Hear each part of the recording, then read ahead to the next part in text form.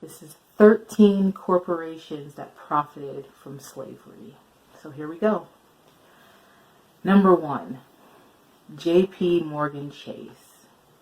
Between 1831 and 1865, 2 predecessor banks, Citizens Bank and Canal Bank in Louisiana, accepted approximately 13,000 enslaved individuals as collateral on loans and took ownership of approximately 1,250 of them when the plantation owners defaulted on the loans.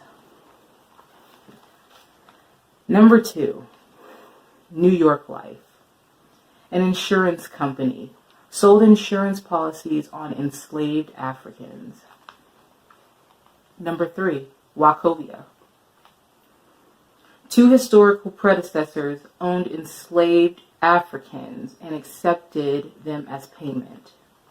Number 4, N.M. Rothschild and Sons Bank in London. Nathan Mayer Rothschild, the banking family's 19th century patriarch, made personal gains by using enslaved Africans as collateral in dealings with a slave owner. I have a list of this, so if I stumble, it's because I have a lot of chicken scratch. Number 4, Norfolk Southern offered slaveholders $180. That's $3,379 today. This article was written in 2013. So that's $3,379 today a piece for enslaved Africans they would rent to the railroad for 1 year. The Central Georgia, another company aligned with Norfolk Southern Line today, valued slaves at $31,303. Today that would be $663,033. Did I say that right? Yes. $663,033. Hopefully that came out right. Sounds weird. Number 5. U.S. Today found that their parent company, E.W. Scripps and Gannett, had links to the slave trade. Number 6. Fleet Boston evolved from an early financial institution. Providence Bank founded John Brown, who was a slave trader and owned ships used to transport enslaved Africans. The bank financed Brown's slave voyages and profited from them. Brown even reportedly helped charter what became Brown University. Number 7. CSX used slave labor to construct portions of U.S. rail lines under the political and legal system that was in place more than a century ago. 2 enslaved Africans were John Henry and Reuben. The record states they were to be returned clothed when they arrived to work for the company.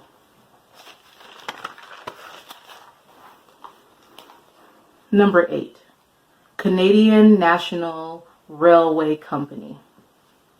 The Mobile and Ohio, now part of Canadian National, valued their slaves lost to the war and emancipation at $199,691 on record. That amount is currently worth $2.2 million. Whew. Number 9. Brown Brothers Harriman, the oldest and largest private investment bank, founded 1818, owned hundreds of enslaved Africans and financed the cotton economy by lending millions to Southern planters, merchants, and cotton brokers. Number 10. Brooks Brothers. high-end suit retailer, got their start selling slave clothes to various slave traders in the 1800s. They got their start by selling slave clothes. Number 11, Barclays. British multinational banking and financial services company headquartered in London has now conceded that companies brought over the years may have been involved in the slave trade. Number 12, Lehman Brothers. This business empire started in the slave trade.